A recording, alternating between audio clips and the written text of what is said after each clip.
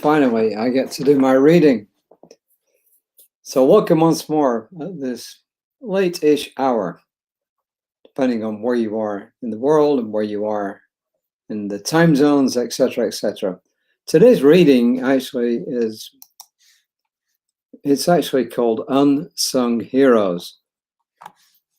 And the writer is Reverend Dr. Bob Lukin.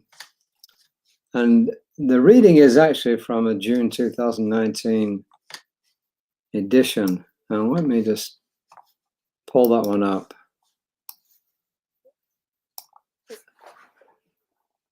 Actually, looking at Bob Lukin, let's say Reverend Bob Lukin for now, it dawned on me who he was, and he's the guy who writes every other month in Science of Mind magazine in the guise of Murphy, the human whisperer, the dog. And it just dawned on me then, I don't know when I last read Murphy. It definitely wasn't in July, which is when he wrote the last article. Maybe it was actually in May. I don't know. I'll have to go back and have a look. But I owe all of you a reading from Murphy, the Human Whisperer, because I think it's kind of cool. As I said, I even bought the book on Kindle. What does he say? He says he's a writer, but the words I use don't belong to me. This is Reverend Bob. I arrange them in 1,000 different ways and watch them as they dance and reveal their magic.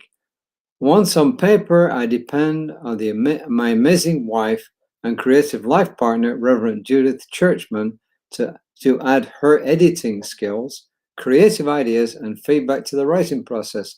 And if it were not for the positive feedback I received from many of you, I would not have been asked to write this month's daily guides. That's June 2019.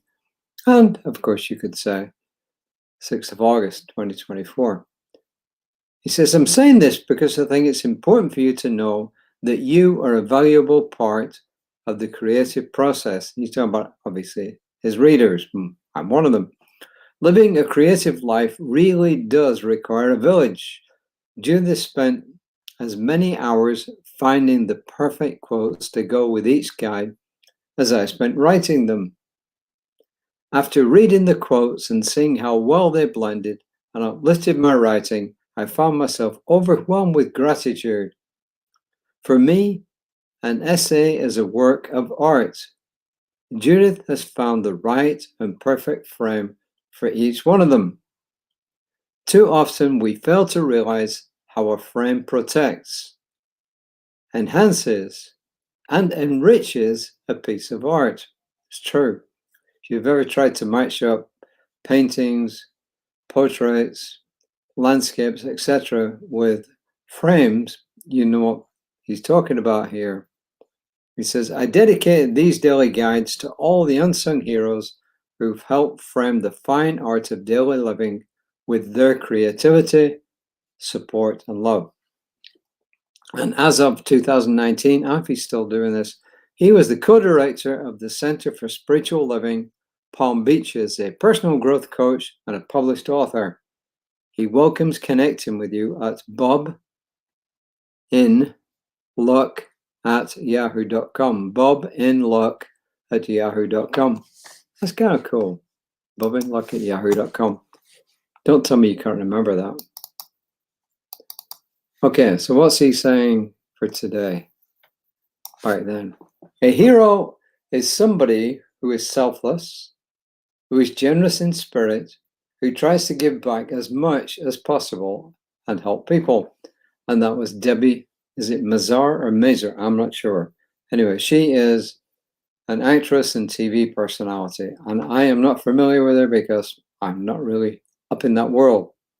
If it's not Star Trek or it's not Star Wars or something of that genre, then I'm probably not familiar with it. There are a few exceptions, like Barbie. Yes, I'm an engineer, I'm a guy, but I loved the movie Barbie. Ernest Holmes says, as light overcomes the darkness, as the presence of heat causes the atmosphere in a room to change until it is warm and comfortable, so the radiant presence of love and peace dissipates fear, hate, and confusion. Well, I'll tell you this. Right now, most of the states we're looking at cooling, and we're not looking at heating up. Do we heat up here in this area? Yeah, but it's not often. Winter here comes in days, which I'm grateful for. Yes, we get winter, but it comes in days. And then it dissipates, then it comes by, and it dissipates, and then it's gone. And this is what Bob Lukin said back in 2019. Hands that have fought 1,000 battles gently wiped her tears. This is a tearjerker. The same hands that held her babies and dirty diapers on bills that needed paying found the strength to hold dreams few could even imagine. She reached out to those in need. She saved injured birds, fed dogs and cats, and helped mend broken hearts. Anyone taking the time to get to know her knew that no matter how tired she was, she would always offer a hand to those in need. Her heart opened more every day of her life. He goes on to say, I explained to her that I was writing the daily guides for a magazine and asked her if there was anything she'd learned that she wanted to share with my readers. She smiled and began. Tell them being poor can make you rich, and being rich can make you poor. I've learned the advantages of both. Love, compassion, and caring for others aren't optional. It's what we're here to do. When you choose not to love or only love when you're loved, your heart begins to die. People who know this cannot be broken by conditions. Most people think that food is what keeps them alive. It is love in action that keeps us alive. Acts of love, compassion, and kindness make and keep us whole. He finishes by saying, she was 94 years old and in hospice care. Refusing to stay in bed, she spent her last hours at the bedside of those she felt were sicker than she was, offering love and encouragement. And that's Reverend Bob Lukin, published June 2019. He doesn't say who she was, and I have no idea who she was without going and asking him. But it really doesn't matter.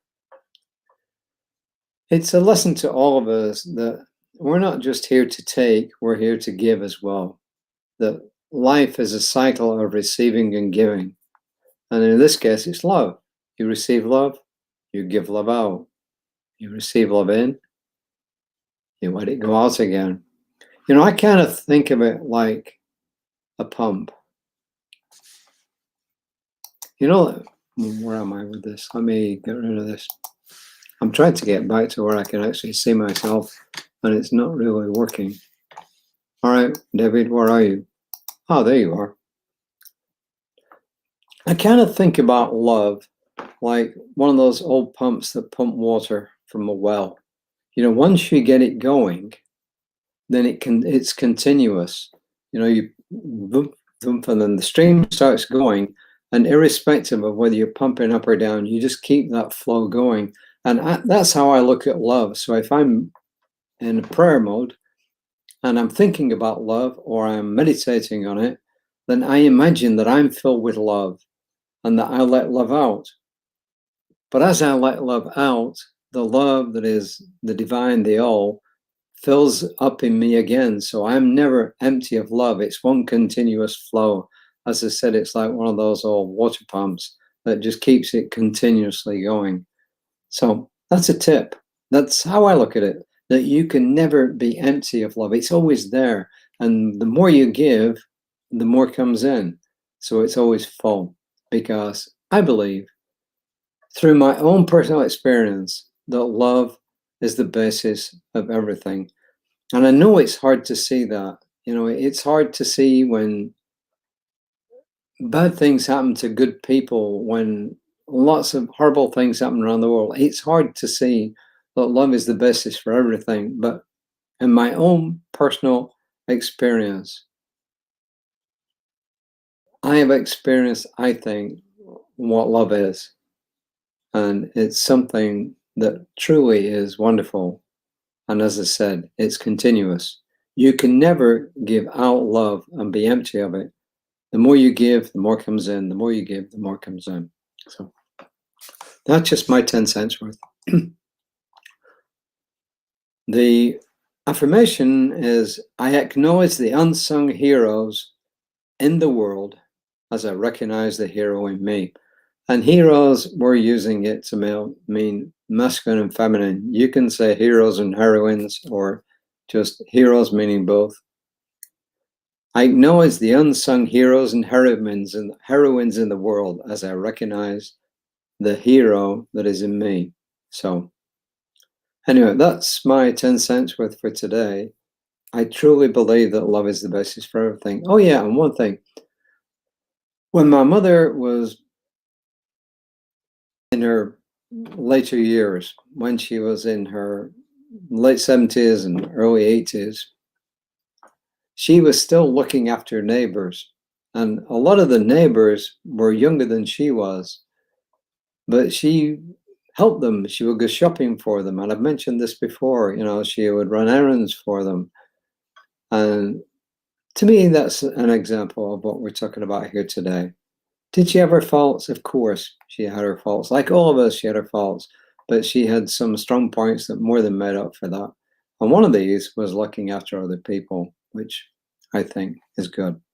Reverend Lisa will be on tomorrow morning. She will be talking about a really important aspect of love, which is self-care. And I'm sure she'll mention it. Despite reading Ernest Holmes, I'm sure she will mention self-care. So take care of yourselves. Yes, take care of others. Take care of yourselves first, and then you can take care of others, because you'll have the strength to do it. So until next time, namaste.